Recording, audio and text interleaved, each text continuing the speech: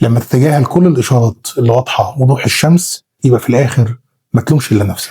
واحده من اقصى واصعب الرسائل اللي جت رساله وصلت من السيده المصريه زينب. زينب خريجه كليه صيدله وبتشتغل صيدلانيه، وهي شاطره جدا في شغلها جدا. حبت واحد واتجوزوا من حوالي 18 سنه، والحياه كانت ماشيه بينهم لطيفه جدا جدا جدا.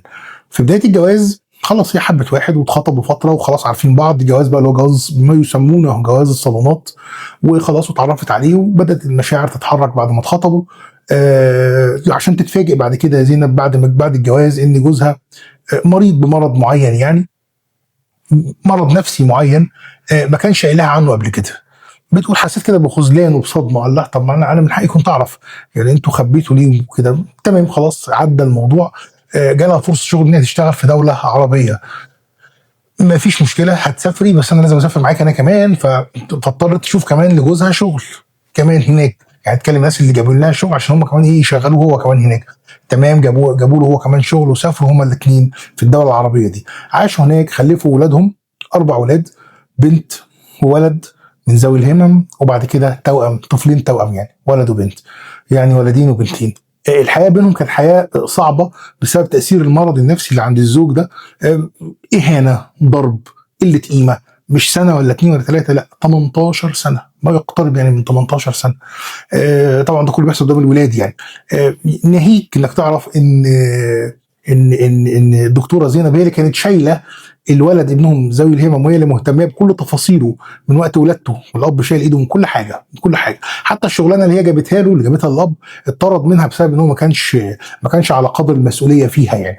هي تقريبا اللي كانت بتصرف على البيت، وهي دايما اللي كانت شايله مسؤوليه البيت وقايمه بدور الاب والام مع بعض. حوشت فلوس كويسه يعني، واشترت بيها شقه في المحافظه اللي بتنتمي اليها يعني. اشترت شقه وجهزتها وخلتها على سنجة 10 زي ما بيقولوا. بعد كده فوجئت ان جوزها بيقول لها ايه؟ طب ما انا عايز منك فلوس عشان ابعت بس لاهلي، عشان ما يقولوش ان انا قاعد في البيت من غير شغل. طب انا عايز منك معلش هاتي فلوس عشان اجيب هدايا، هاتي فلوس مش عارف عشان اعمل ايه. قعد يسرسب منها مدخراتها شويه بشويه بشويه بشويه. عملت له في مره توكيل برضه عشان يعمل كده، يعني يخلص معامله ما، فراح استخدم التوكيل ده استخدام هنعرفه بعد كده. المهم عدت الايام لغايه ما فجاه بعد 18 سنه جه زوجها ده، لما هي بدات ايه بقى تثور لكرامتها. لا يعني كفايه، ما تقعدش تهين فيا اكتر من كده، كفايه انا شايله البيت يعني. بدا يقل ادبه ويمد ايده ويطول لسانه، لغايه ما جت في لحظه قالت انا مش عايزه اكمل. معلش عشان خاطر العيال وبتاع. الناس بقى اللي حواليها استجابت فعلا، وكانت شايفه ان الاستمرار عشان خاطر العيال هو نجاه بمركب هذه الاسره يعني. لغايه ما في لحظه هو الزوج اللي قال لي على فكره انا مش عايز اكمل. انت مش عايز تكمل؟ اه انا مش عايز اكمل، عايز اطلقك. وبعدين بس فانا هنزلك انت والولاد وانا هكمل هنا. كان هو لقى شغلانه ثانيه بدا ايه يثبت نفسه فيها يعني. طب يعني ايه تنزلنا؟ انا بقالي انا ما اعرفش حاجه في مصر تقريبا، وانا كل شغلي هنا. وقال لها لا انت هتنزلي مصر، انا هطلقك وهتنزلي مصر. بالفعل طلقها وبالفعل نزلها مصر. وزينب مصدومه نزلت هي والعيال كمان، ما خدتهم، ما سابتهمش، هو ما رضيش ياخدهم. نزلت مصر طبعا. هتنزل على فين؟ على شقتها. راحت الشقه بتاعتها اللي هي اشتريتها بفلوسها واللي هي فرشاها احسن فرش. لقيت الشقه اصلا الباشا باعها من خلال التوكيل اللي كان معاه. ايه ده كمان حتى المدخرات بتاعتها ما فيش، لا ما فيش. راحت قعدت عند والدتها طبعا مصدومه، بتقول لي مش عارفه اشتغل. يا دوب لقيت شغلانه في مدرسه ان انا اشتغل مجرد مدرسه يعني. وانا مش ده مش عيب في التدريس، لكن انا في النهايه انا مش عايز اشتغل مدرسه، انا عايز اشتغل في صيدليه.